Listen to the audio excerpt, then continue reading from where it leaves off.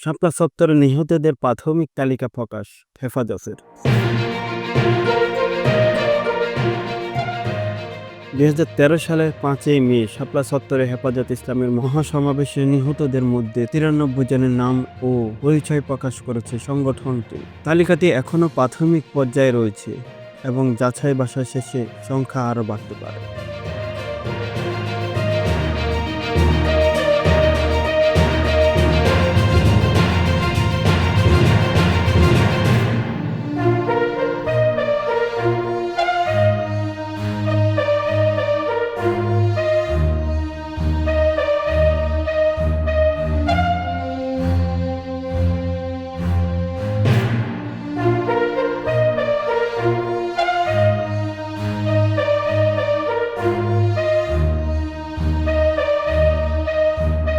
বিস্তারিত জানতে চোখ রাখুন আমাদের পরবর্তী ভিডিওতে।